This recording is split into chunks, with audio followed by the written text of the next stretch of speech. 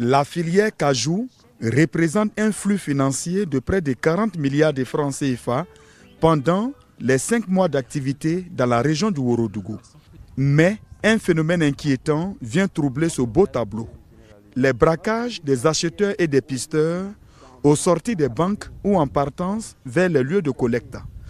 Au cours d'une rencontre à la préfecture des régions de Séguéla, les acteurs de la filière exerçant dans le Ourodougou ont décidé de réfléchir à la sécurisation des fonds devant servir à acheter le produit aux producteurs. Ces 2 dernières décennies, les augmentations de prix ont rendu le secteur très sensible. Dans le cas où le stock à acheter est de 40 tonnes, l'acheteur se retrouve dans son magasin ou au beau champ avec une somme de 20 à 32 millions de francs CFA, sans aucune forme de sécurisation, devenant ainsi une cible privilégiée pour les braqueurs et toute autre personne mal intentionnée. L'une des principales causes des braquages est l'utilisation systématique de la monnaie physique pour toute transaction d'achat et le non-respect des principes élémentaires de sécurité. Les responsables d'institutions financières et sécuritaires ont fait des propositions afin de ramener la quiétude dans le secteur. Lors de la précédente campagne, ce sont ainsi plus de 100 millions de francs CFA qui ont été arrachés à leurs propriétaires parce que la pratique traditionnelle de commercialisation veut que les acteurs se déplacent avec la liquidité pour effectuer les achats.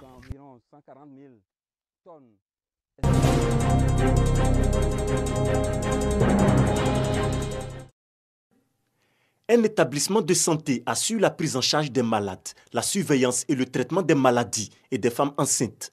Bref, il garantit la sécurité sanitaire des populations. Ce sera donc un grand soulagement pour les populations du département de Dabou, environ 88 000 âmes selon le recensement général de 2014 dans la région des Grands Ponts, de bénéficier d'un centre hospitalier. Le projet de construction du CHR va bientôt rentrer dans sa phase active selon le président du Conseil régional des Grands Ponts.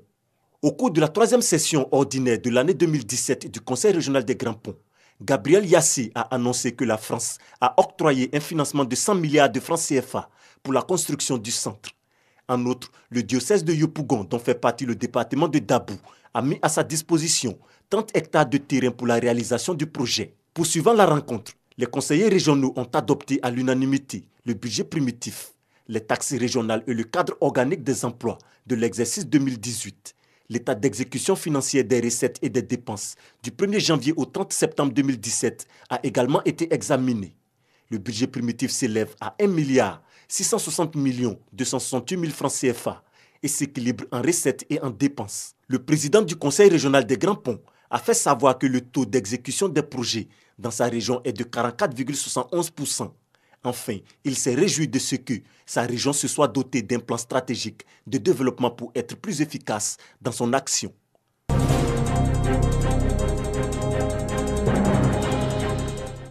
Une rencontre très attendue par les agents, les partenaires et la hiérarchie.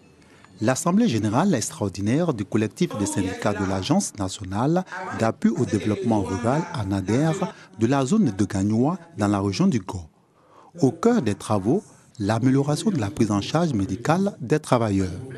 De l'avis général, les prestations sanitaires dont bénéficient les 2200 agents de l'ANADER n'étaient pas à la hauteur des attentes. Selon les responsables des 3 syndicats, co-organisateurs de l'AG extraordinaire, les agents sont contraints de couvrir eux-mêmes les frais médicaux avant de se faire rembourser. Une situation pénible due selon les responsables syndicaux et l'assureur au non-paiement par la direction de l'ANADER de la part correspondant à la charge patronale. Pour remédier à cet état de fait, l'Assemblée générale extraordinaire a conclu un nouveau protocole d'accord syndicat-assureur dans une perspective d'amélioration de la prise en charge médicale des adhérents. Nous sommes satisfaits. Ce jour, pour nous, c'est un grand jour parce que nous avons pu trouver une maison qui vient en appui à l'assurance CEMU. Tout le personnel d'ANADER sera soigné convenablement parce que nous voulons accompagner la CEMU qui a pour objectif de soigner tous les Ivoiriens, tous ceux qui sont sur le territoire de notre pays. Accord que toutes les parties s'engagent à respecter. Dans le même sens, Pélagie Simone Boimbré, responsable du collectif des syndicats, a exhorté chaque syndicat à sensibiliser ses adhérents pour l'enrôlement individuel à la couverture maladie universelle SEMU.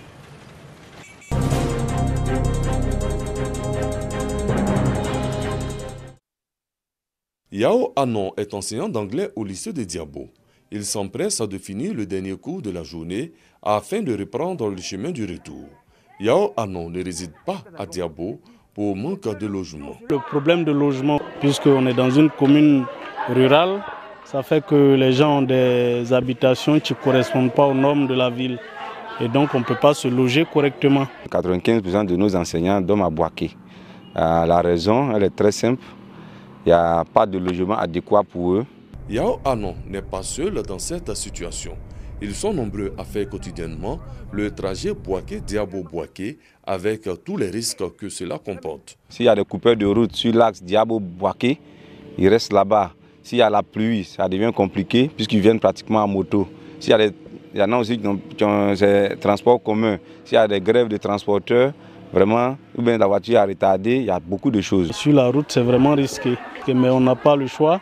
Il faut venir servir le pays quand même. Mais qu'est-ce qui est à la base du manque de logement dans cette commune située à seulement 12 km de Boaké? Depuis 1970, il n'y a pas eu de problème de lotissement à Diabo.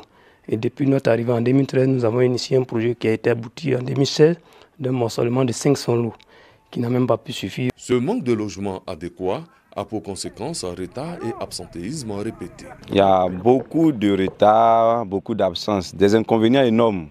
Depuis 3 ans, des efforts sont conjugués par le conseil municipal et les cadres pour venir à bout de cette question qui plombe le développement de Diabo. Un fonctionnaire qui arrive sur place, qui arrive à se loger normalement, il aura à investir.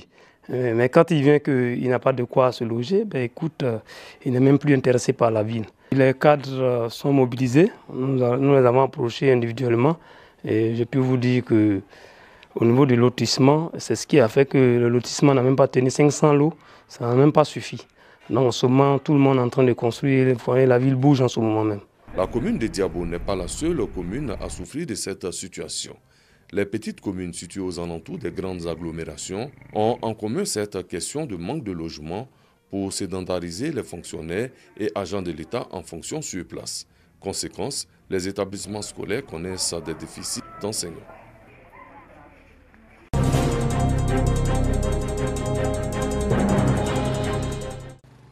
Le bruit assourdissant occasionné par cet accident a attiré de nombreux badauds qui se demandent encore comment ce drame a pu se produire. Surtout que les 2 engins roulaient dans le sens opposé sur une voie dégagée. Malheureusement, le drame s'est produit. Bilan, un mort et un blessé grave conduit à l'hôpital par les sapeurs-pompiers militaires. Les usagers de la route sont une fois de plus appelés à la vigilance et à la responsabilité pour éviter d'endeuiller les familles en ce début d'année. La vie ne tient qu'à un fil. Tâchons de ne pas le rompre.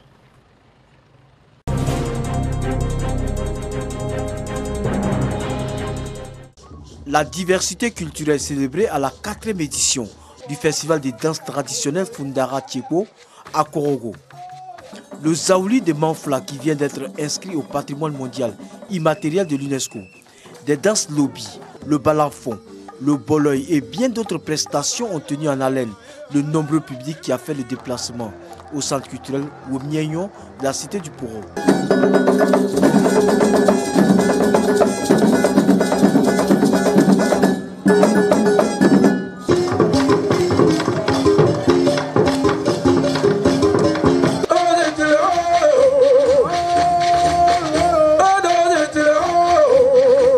Il ne faudrait pas que la culture Sinfo se perd. Si la culture Sinfo se perd, ça veut dire que c'est le peuple Sinfo qui se perd. Pour l'initiateur, Sylvie Ousmane, ce festival est l'occasion de promouvoir la culture locale et de favoriser le dialogue des cultures. Le directeur régional de la culture, Traoré Bay, a pour sa part exhorté les différentes danses à promouvoir les tenues traditionnelles de leurs régions respectives. Le représentant du Premier ministre, parrain de la cérémonie, Soro Kopé Émile, et celui du président de la République, le ministre Issa Coulibaly, ont salué la naissance de ce festival qui fait la promotion de la culture Sénoufo.